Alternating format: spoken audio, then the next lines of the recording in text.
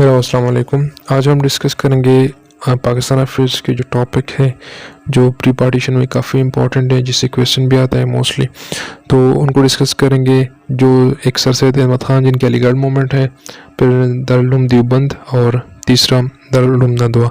तो उनसे पहले हम वहाँ उस टाइम की कॉन्टेक्स्ट को स्टडी करते हैं कि किस तरह उस टाइम के हालात क्या थे, मुसलमानों के लिए किस तरह हालात थे उनके।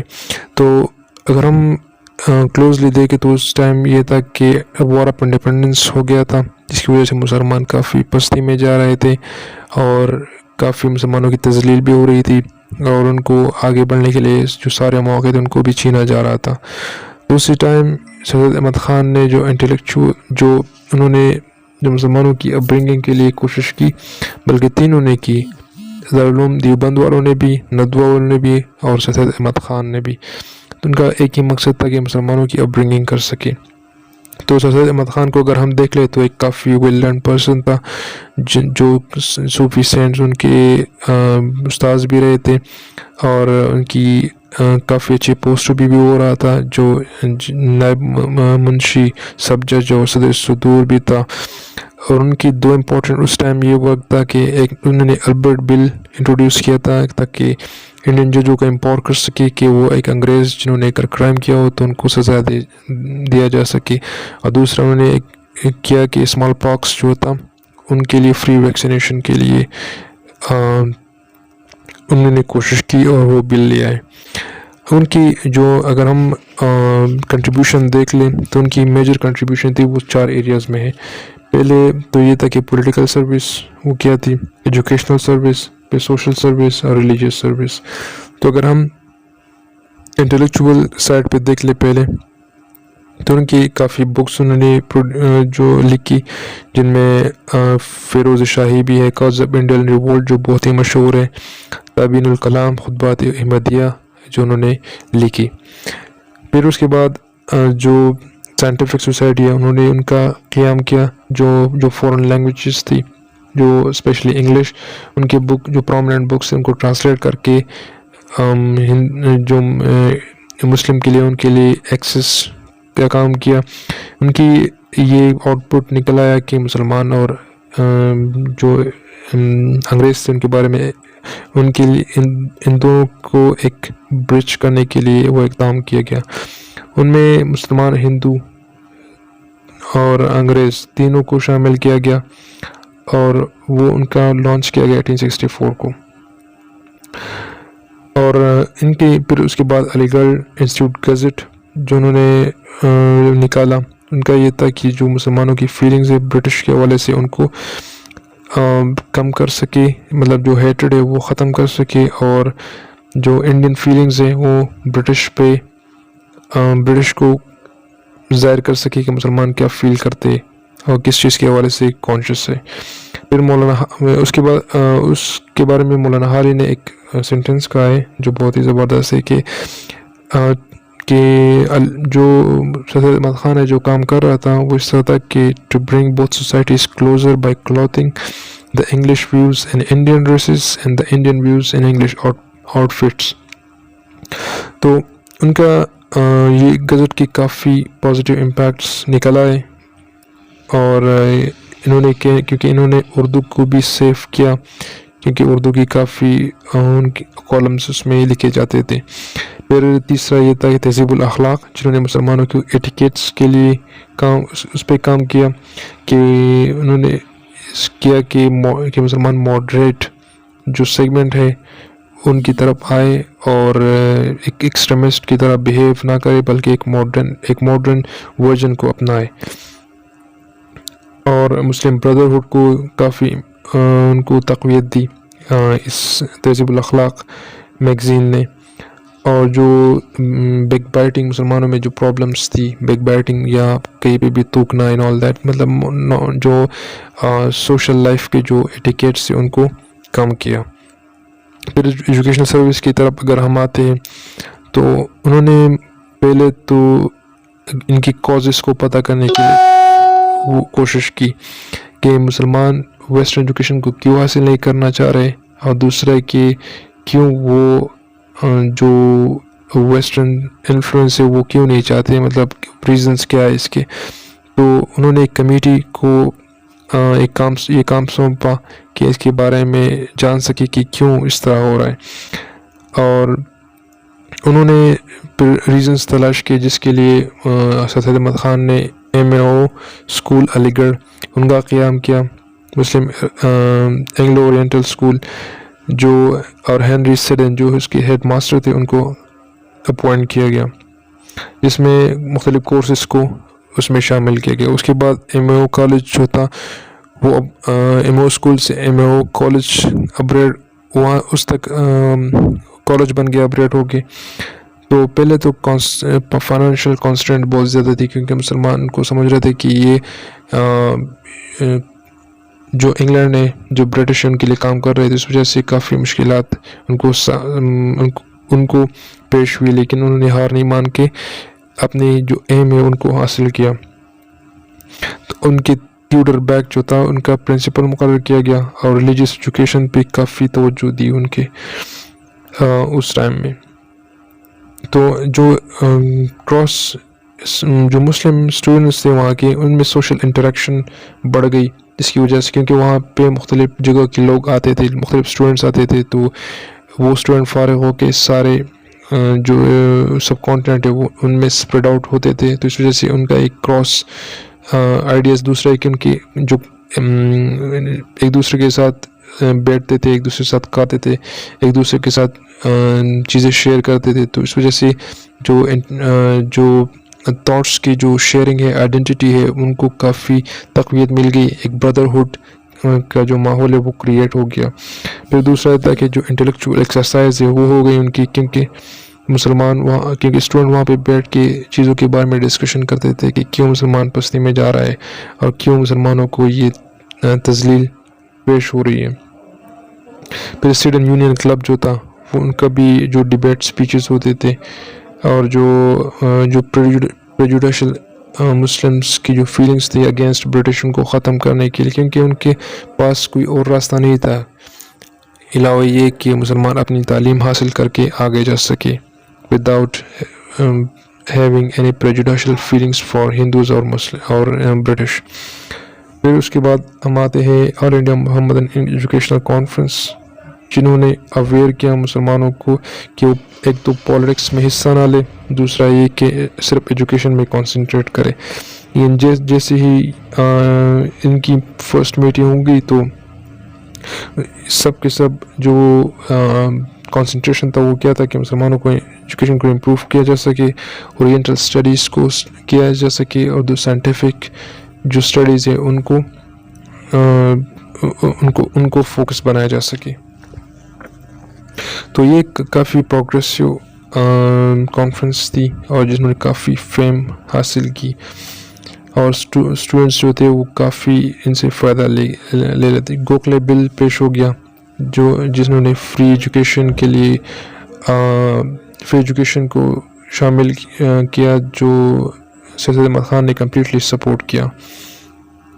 تو اگر سوشل ریفارمز کی طرف آتے تو انہوں نے یہ کیا کہ مسلمانوں کے جو ڈسٹرکٹیو آئیڈیاز تھے وہ ان کو ختم کیا, جو ان اسلامک جو کسٹمز تھے ان کو کمپلیٹلی ابالش کیا, اور انجمن تاریخی اردو ان کا قیام کا مقصد یہ تھا کہ مسلمانوں کی آئیڈینٹی کو پرزرو. دوسرا کہ سوشل ریفارمز میں یہ تھا کہ ایک تو تہذیب الاخلاق ہو گیا, دوسرا جو مسلمانوں کی جو کانشیسنیس تھی ان کو بڑھایا گیا.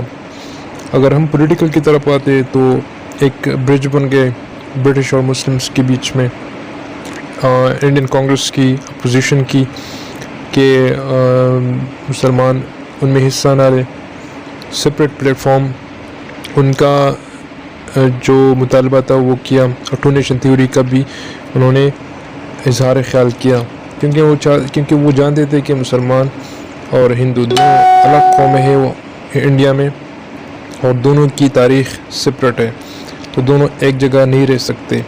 اگر رہ بھی لے تو ڈیموکریسی میں جو ڈومیننٹ ہوگا, مطلب جو میجورٹی میں ہوگا وہ ڈومیننٹ ہوگا. تو اس وجہ سے مسلمان ہمیشہ ہی جو انفیریورٹی ہے، جو انفیریئر اسٹیٹس ہے، ان کو مینٹین رکھ کے زندگی گزارے گا. اس وجہ سے ڈیموکریسی یہاں پہ یہاں کے لیے نہیں بنی. اس وجہ سے دو قومی نظریے کا جو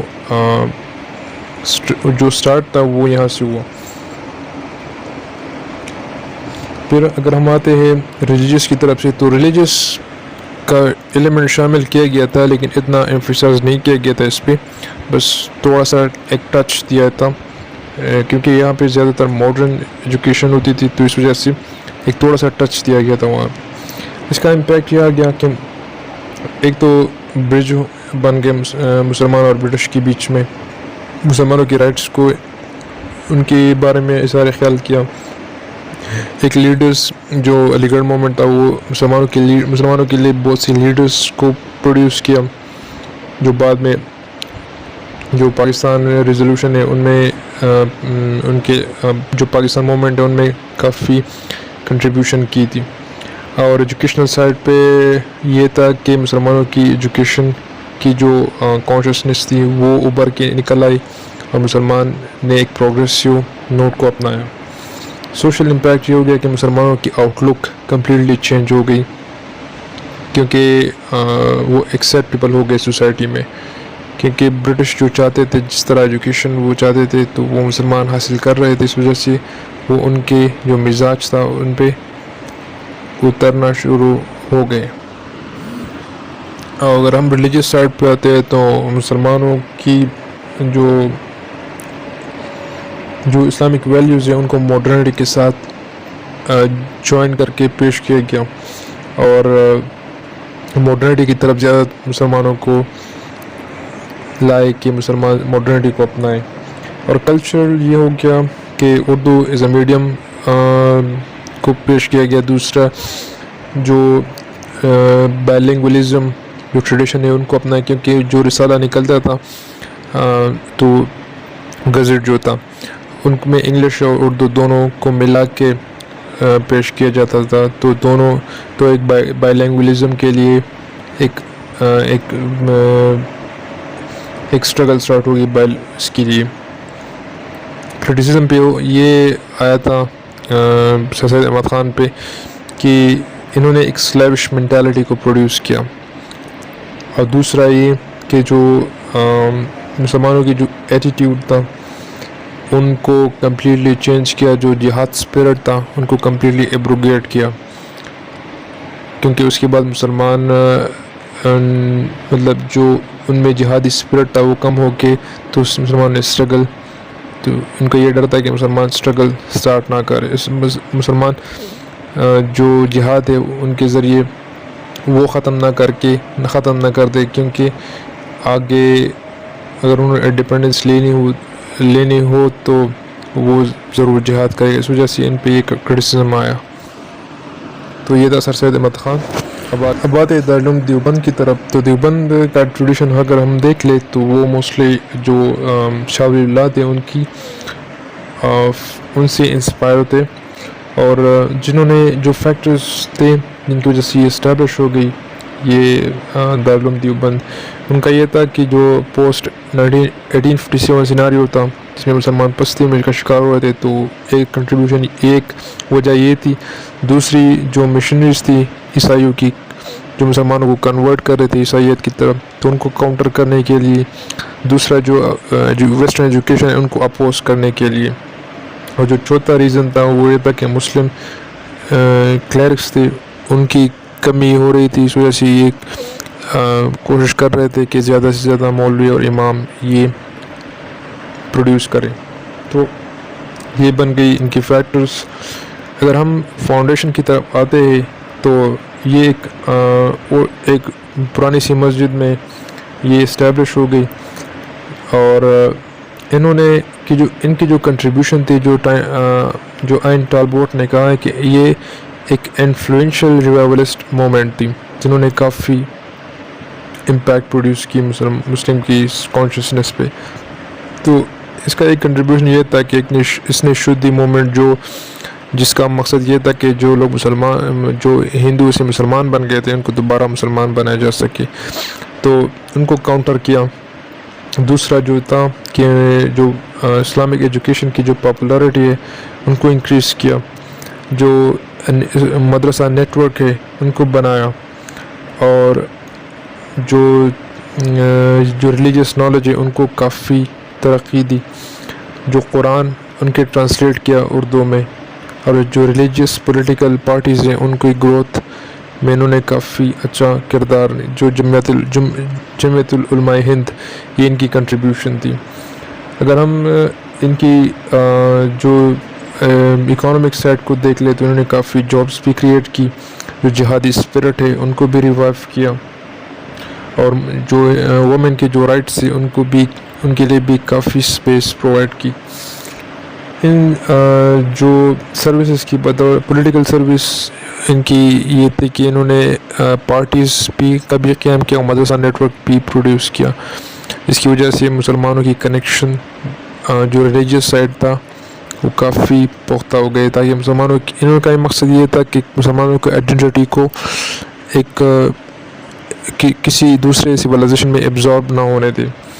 تو اگر ہم کمپیریزن کرتے علی گڑھ کی اور دیوبند کی، تو پہلا تو ایجنڈا یہ تھا کہ علی گڑھ کی موسٹلی جو ایمفیسائز کرتے تھے وہ پولیٹیکل اور اکنامک پہ کرتے تھے، جبکہ دیوبند نے اسپرچول ریجنریشن کیا، کیونکہ وہ اور دوسرا یہ کہ علی گڑھ جو تھا وہ ریشنالٹی کو زیادہ پریفر کرتا تھا، جبکہ دیوبند جو تھے وہ زیادہ تر ریلیجیس جو نالج تھا ان پہ اکتفا کرتا تھا۔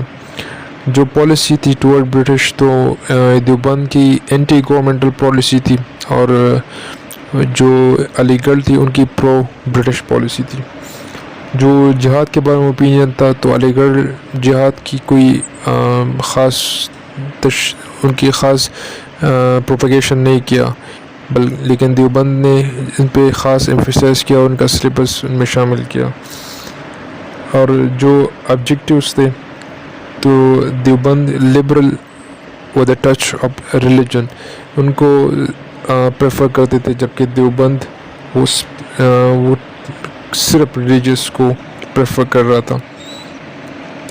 اور جو سپریٹزم کی موومنٹ تھی مسلمانوں کے لیے الگ ملک یا اسٹیٹ کا قیام، تو دیوبند والے جوائنٹ وہ سپریٹ نہیں چاہتے تھے، وہ ود ان انڈیا میں رہنا چاہتے تھے۔ اور اگر ہم علی گڑھ کو دیکھ لیں تو وہ سپریٹ جو نیشنلٹی ہے ان کی پریفرنس میں تھے۔ تو اور انٹلیکچوئل لیول پہ دیکھ لے تو علی گڑھ نے کافی انٹلیکچوئلس پروڈیوس کیے، جبکہ دوسری سائڈ پہ اگر ہم دیکھ لیں تو ان کی صرف ایم تھا کہ ریلیجیس کلیرکس جو تھے وہ ہمیں مل سکے۔ تو یہ تھا دارالعلوم دیوبند۔ ان دونوں کے بیچ میں ایک برج کا کام دیا کس نے؟ ندوۃ العلماء نے، جو موسٹلی ان دونوں کی آئیڈیاز کو لے کے انہوں نے اڈاپٹ کر کے مسلمانوں کو پیش کی۔ اگر ہم علی گڑھ کو دیکھ لیں تو ان میں زیادہ لبرلزم تھا کمپیریٹیو ٹو ریلیجن، جبکہ دوسرے یہ دارالعلوم دیوبند میں صرف ریلیجیس ٹچ تھا۔ لیکن ندوۃ العلماء میں انہوں نے جتنا پریفرنس ماڈرنائزیشن اور جو لبرلزم کو دیا، جو ماڈرنٹی کو سپورٹ کیا، تو اتنا ہی اس نے فوکس ریلیجن کو دیا۔ تو ان کے بھی اگر ہم فیکٹرز دیکھ لیں کہ یہ کیوں بنی، تو اگین وہی برٹش سویلائزیشن کے ڈومیننس کو کاؤنٹر کرنا، کرسچن مشنریز کو، ویسٹرن ایجوکیشن کو، اور دوسرے کہ یہ برج بن گئی اولڈ اور نیو، جو نیو ورژن تھا اور اولڈ ورژن کی جو لائف کا جو ورژن تھا ان میں ایک برج بن گیا، تاکہ مسلمانوں کو ٹرانزیشن کی طرف لے آئے۔ اور جو ماڈرن ریکوائرمنٹس تھی ان کو انفیوز کر کے پیش کیا ندوۃ العلماء نے۔ اور اسپریچول لرننگ کی بھی انہوں نے کافی مدد کی تاکہ اسپریچول لرننگ کو ریوائیو کر سکے۔ تو یہ محمد علی منگیری نے کچھ انٹلیکچوئلس کو جمع کر کے مسلمانوں کے حالات کو جان کر کے ان کی شروعات کی، اور جن کا آبجیکٹیوز یہ تھا کہ مسلمانوں کی جو اسلامک ٹیچنگ ہے ان کو اس میں ریفارم لایا جا سکے، وقت کے حالات ان کو ایڈجسٹ کیا جا سکے، مسلم اسکالرس کو پروڈیوس کیا جا سکے، اور سائنس کی طرف مسلمز جائے، اور بردرہڈ ان کو ان کی جو تبلیغ ہے وہ کر سکے۔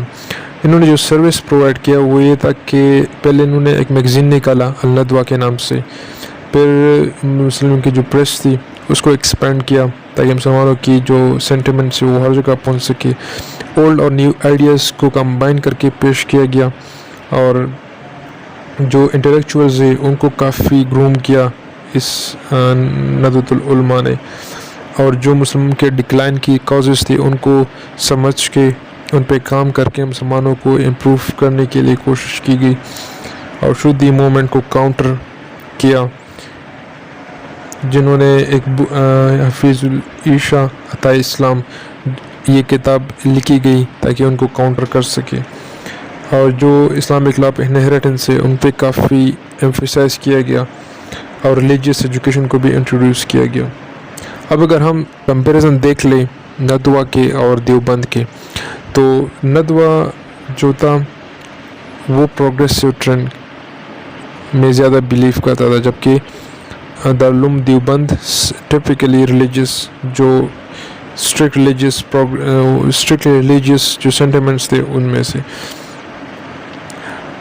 اگر ہم دونوں کی فارمیشن کا جو ایجنڈا تھا وہ دونوں کا یہ تھا کہ ایک ہی تھا، سملر تھا، کہ مسلمانوں کو ایجوکیشن اور جو حالات ہیں ان کو اب تک